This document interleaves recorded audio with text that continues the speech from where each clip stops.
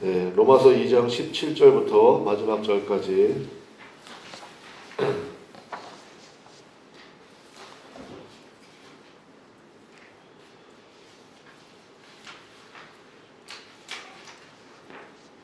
네, 2장 17절부터 마지막 절까지 오늘도 하나님 말씀을 꼭꼭 씹어 먹도록 하겠습니다. 17절부터 하나님 말씀 먹도록 하겠습니다. 그런데 스스로 유대 사람이라고 하면서 율법을 의지하며 하나님을 자랑하며 그분의 뜻을 알며 율법으로 가르침을 받아서 옳고 그른 것을 분간할 줄 안다고 자부하는 사람이 있습니다. 그런데 그런 사람일수록 스스로 눈먼 사람의 길잡이요 어둠 속에 있는 사람의 빛이라고 생각합니다. 율법에서 모든 지식과 진리의 근본을 터득하였다고 하면서 스스로 어리석은 사람의 교사요 어린아이의 선생으로 확신합니다. 그렇다면 그런 사람이 남은 가르치면서도 왜 자기 자신은 가르치지 않습니까?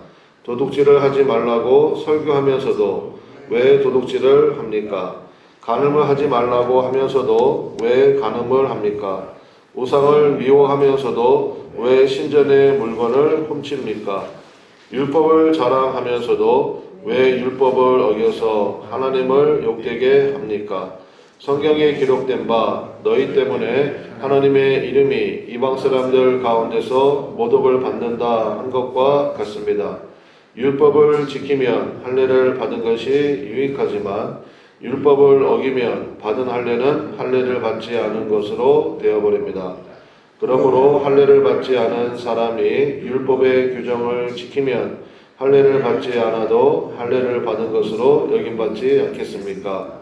그리고 본래 할례를 받지 않는 사람이라도 율법을 온전히 지키는 사람은 율법의 조문을 가지고 있고 할례를 받은 사람이면서도 율법을 지키지 않는 사람을 정죄할 것입니다. 겉모양으로 유대 사람이라고 해서 유대 사람이 아니요 겉모양으로 살에다가 할례를 받았다고 해서 할례가 아닙니다. 오히려 속이 유대 사람인 사람이 유대 사람이며 율법의 조문을 따라서가 아니라 성령을 따라서 마음에 받는 할례가 참 할례입니다.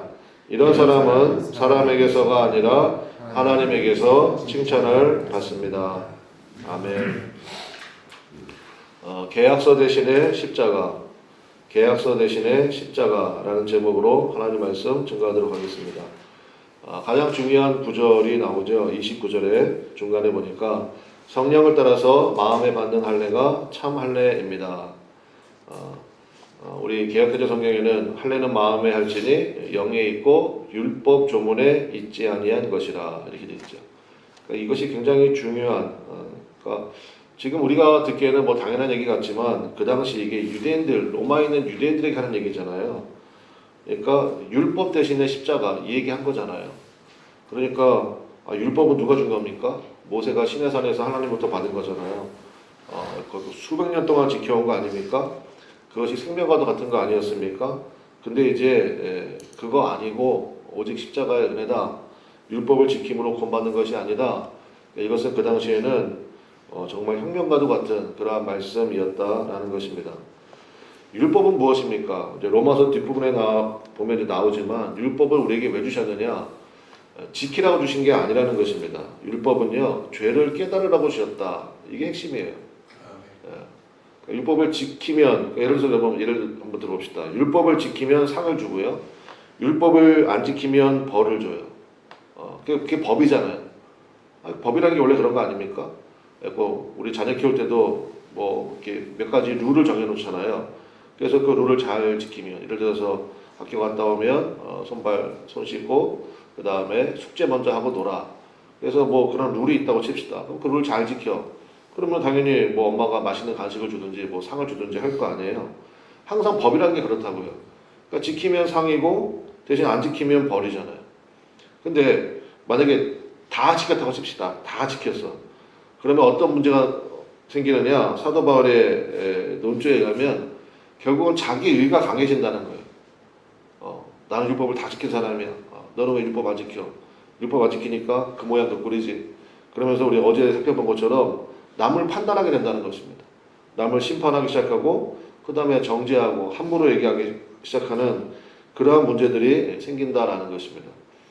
그리고 율법을 다 지킬 수가 없다는 거예요. 그래서 어제 우리 2장 16절에서 했잖아요. 결국 하나님께서 사람들의 은밀한 것을 다 심판하신다.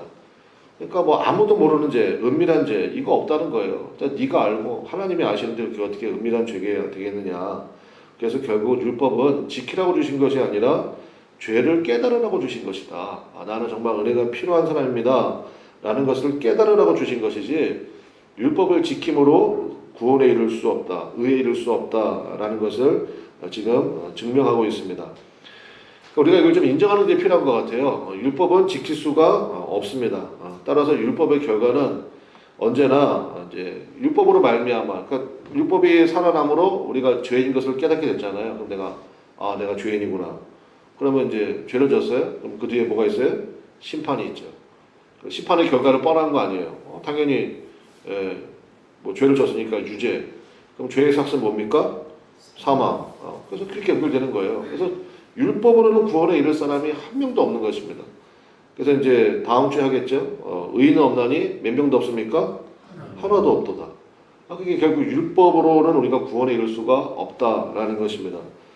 그러면 오늘 설교 제목이 계약서 대신에 십자가인데, 그러면 우리에게 주신 구원의 길이 무엇이냐? 바로 예수님의 십자가잖아요. 그래서 하나님께서 우리와의 관계를 율법을 통해서 법적 관계로 여기시는 게 아니라 사랑의 관계로 여기신다는 거예요. 그래서 그러니까 이 복음을 안전할래 안전할 수가 없는 거죠. 터져라고 외치는 겁니다. 이제는 율법 대신에 바로 예수님의 십자가를 통한 주님과 우리의 관계가 새롭게 맺어졌다. 법적인 관계가 아니다. 계약서로 맺어진 관계가 아니다. 예수님의 십자가로 맺어진 사랑의 관계다. 그래서 정말 우리 교회 통합되면서 정말 이름 하나님이 잘 주신 것 같아요. 그죠? 그 나무 아래, 예수님의 십자가 나무 아래, 거기 안에 머물게 될 때 거기에 참된 위로가 있고 평강이 있고, 여러분 우리가 우리 스스로를 바라볼 때 참 한심스러운, 자기가 자신을 바라볼 때 한심스럽고 참 뭐 그런 모습들이 있지 않습니까? 저도 있어요. 근데 그거 어떡합니까? 내 힘으로는 어떻게 안 되잖아요. 그러니까 그 나무 아래가 필요한 거죠. 예수님의 십자가 나무 아래 가서 주님 바라보고 주님의 보혈의 능력을 바라보고 주님 저를 불쌍히 여겨주십시오. 그게 기도 중에 최고의 기도라고 그랬잖아요. 그래서 예수님께서 십자가에 지시고 나서 다 이루었다 하실 때 뭐 여러 가지 일이 있었지만 저는 가장 중요한 것은 사건은 그거였던 것 같아요. 지성소를 가로막고 있던 휘장이 위에서부터 아래로 찢어졌죠. 여러분 지성소의 그 휘장이요 거의 3m 가까이 됩니다. 저같이 키 큰 사람도 손을 뻗어야지 달 수 있는 건데 그게 위에서부터 아래로 찢어졌다. 하나님이 찢어졌다는 거예요. 그러니까 아래서부터 찢어졌다 그러면 뭐 사람이 찢었나? 뭐 이럴 수도 있잖아요. 근데 위에서부터 찢어졌다. 그러니까 하나님이 찢으셨다는 거예요. 지금까지 그 모든 율법의 핵심은 지성소 아닙니까? 그러니까 아무나 못 들어가잖아요. 대제사장이 속죄에만 딱 한 명만 들어갈 수 있는 곳이 그곳인데 거기에 누구든지 들어올 수 있도록 이제 계약서를 저는 그거 그냥 휘장 찢었다. 그래서 그냥 이제 누구든지 지성소에 들어갈 수 있다. 물론 그런 의미도 있겠지만 더 궁극적인 의미는 이제 하나님께서 모세를 통하여 주셨던 그 계약서를 하나님 스스로 찢어버리신 거죠. 그리고 이제는 내가 너희를 법으로 대하지 않고 뭐로 대하겠다? 사랑으로 대하겠다. 내가 너희를 사랑으로 대하겠다. 사도 바울이 지금 이 얘기하는 것입니다. 율법 조문에 있는 것이 아니다. 율법을 지킨다고 우리가 절대로 의에 이룰 수 없다. 율법 대신에 우리에게 주신 것이 있으니 그것이 바로 예수님의 십자가다. 이제는 우리가 사랑의 관계로 주님과 맺어졌다. 그래서 여러분 예수님께서 이 땅에 오셔서 하신 여러 가지 일들이 있잖아요. 근데 그 여러 가지 일들이 사실은 그것을 계속해서 보여주신 거거든요. 대표적인 것이 간음하다가 현장에서 잡혀온 여인이 있잖아요. 저건 이거는 그러니까 율법주의자들이 하나의 함정을 판 거라고 생각을 해요. 간음하다가 현장에 잡혔으면 2명이 잡혀야 될 거 아니에요. 근데 남자는 도망가 버리고 그 여자만 잡혀와서 이제 주님 앞에 끌려와 있습니다. 자기들이 율법을 가지고 있으니까 자기들이 뭐 율법대로 하면 되거든요. 그런 권한이 있으니까. 근데 일부러 예수님께 끌고 온 거죠. 끌고 와서 돌로 치리까 말리까. 아마 그 사람들은 이렇게 생각했을 거예요. 아, 이제 맨날 사랑을 얘기하고 용서를 얘기하던 저 예수라는 사람 외통수에 걸렸다. 사랑으로 용서해 주세요. 늘 해오던 것처럼 그렇게 해보면 저 율법도 안 지키는 것. 이렇게 해서 올가매면 되고, 그 다음에 율법대로 돌로 치세요. 그러면 맨날 뭐 입으로는 사랑 하면서 지도 어쩔 수 없네. 되게 통쾌했을까 그 사람들은 스스로.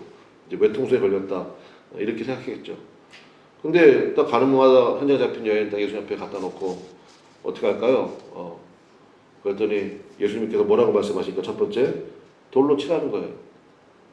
단 너희 중에 죄 없는 자가 먼저 쳐라. 외통수가 어디 있어 예수님에게. 오히려 지들이 외통수에 걸렸지. 죄 없는 자가 먼저 돌로 쳐라. 저는 그 안희숙이라는 작가가 있습니다. 그 죽으면 죽으리다 라는 쓴 그 안희숙이라는 작가가 이 부분을 이제 해석하면서 이렇게 표현했는데 저는 그 표현이 되게 마음에 들어요. 그러니까 죄 없는 자가 먼저 돌로 쳐라. 그 얘기를 들었을 때 작가들은 확실히 그 작가적인 표현이 있는 것 같아요. 하나님께서 여지를 주신 거래요. 퍼즈. 왜 이렇게 그 카디 요즘에는 뭐 그런 거 뭐라 그러지? 오디오 데크 같은 거 보면 요즘에 그런 거 쓰는 사람 거의 없겠지만 퍼즈라는 버튼이 있거든요. 퍼즈.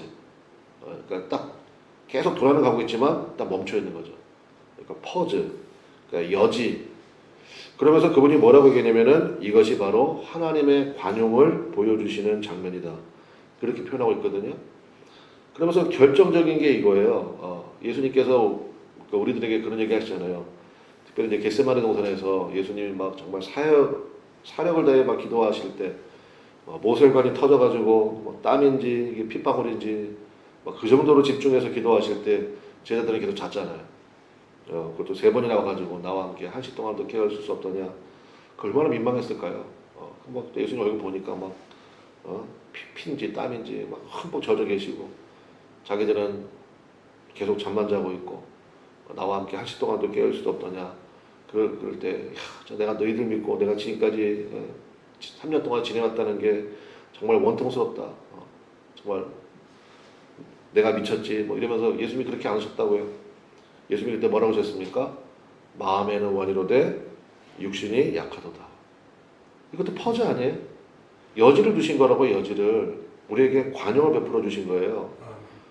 그러면서 이 작가가 그걸 인용하면서 뭐라고 그러냐면은 개정 나중에 그 책 제목이 있기도 했지만 그럴 수도 있지 이렇게 설명했어요.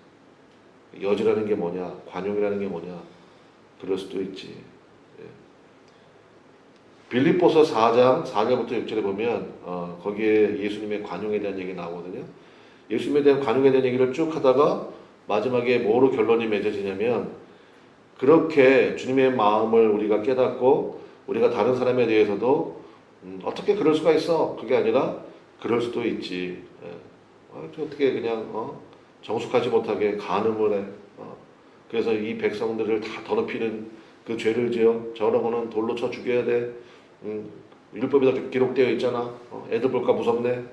그러지 않고요. 예수님께서 말씀하신 것처럼 너희 중에 먼저 죄 없는 자가 돌로 쳐라. 일종의 퍼즈 버튼이라고요. 여지를 준 거예요. 돌이켜 보는 거죠. 하기야 내가 뭐 안 걸려서 그렇지. 뭐 나는 뭐 온전한가?